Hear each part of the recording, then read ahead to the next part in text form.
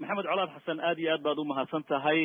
gobolka Minnesota dad aad u badan oo Soomaali ah ayaa ka tartamayay. kuwa waxay ahaayeen kuwa xilal hayay markii hore oo dib loo dooranayay, kuwana waxay ahaayeen kuwa cusub oo hadda xilalka ay u tartamayaan ay ugu horeysay.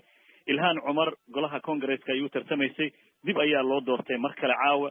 hodan xasan iyo maxamuud nuur oo golaha aqalka hoose ee gobolka Minnesota iyaguna labadii sano ee la soo dhaafay fadhiyay ayaa iyagana caawa mar kale dib loo doortay. waxa xusid mudan aqalka sanadka ee gobolka Minnesota sanadkan 2 qof oo dhalinyaro ah oo wadanka Mareykanka ku dhashay oo wiil iyo gabar ah inay u kala tartamayeen 2 magaalo oo gobolka Minnesota ku taala. waxa isagu goordhaweyd la xaqiijiyay inuu ku guuleystay qofkii ugu horeeyay ee Soomaaliya ee aqalkaasi ka mid noqday Cumar Faatax, iyadoo weli gabadha Soomaalida la yiraahdo Sahra Odowa tartankii ku jirto weli aan lagu dhawaaqin cidda ku guuleysanaysa, laakiin waxay noqon doontaa saacadaha soo socda in la ogaado.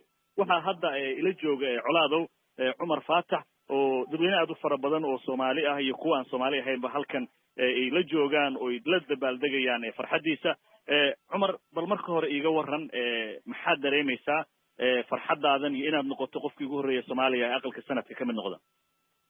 Caawa aad baan u faraxsanahay. waxaan ku faraxsanahay inaan noqdo qofkii ugu horeeyay ee Soomaali ah ee ka mid noqdo aqalka sare Minnesota. waxaan u mahadcelinayaa dhammaan dadkii i codeeyay iyo tiimkii la shaqeeyay in this election.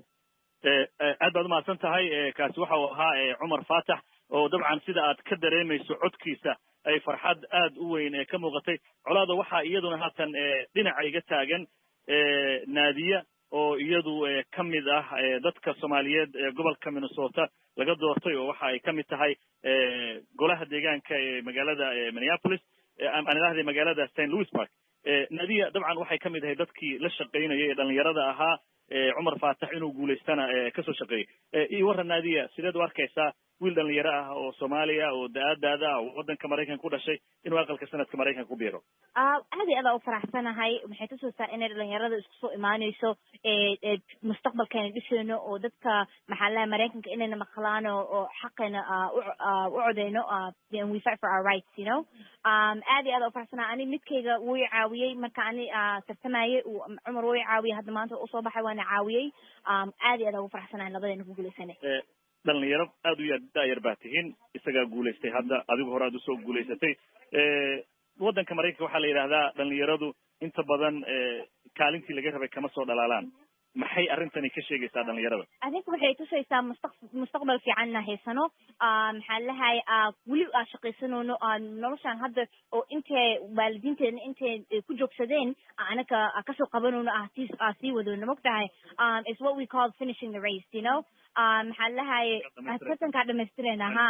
so hadda weli waa dhalinyaro badan hadda cararayso. gabarta Sahra Abaya meesha kala tartamayso, Sahra Odowa cararayso, ayadana rajo fiican ay haystaa mogtahay. so aad iyo aad u faraxsanahay dhalinyaradena isku soo baxoono, isku kiilno, isgarab istaagno.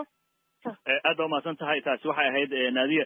Colaado, marka sidaas ayaa dadka Soomaalida ee caawa halkan jooga yihiin dhammaan dad u faraxsan. waxaana aad iyo aad dadku ay u daneynayaan in kuraastii Soomaalidu ay gobolkan ku lahayd uu mid kale oo dheeraadii ku soo darsoomay iyo weliba golo hor leh oo ijaaliyada Soomaaliyeed ee gobolka Minnesota ka mid noqonayaan. aad baad umahadsan tahay Maxamuud. wixii ku soo kordha doorashadan iyo natiijooyinka gobolkana idaacadaheena dambe ayaad xog badan naga sii doontaa. aad baad umahadsan tahay.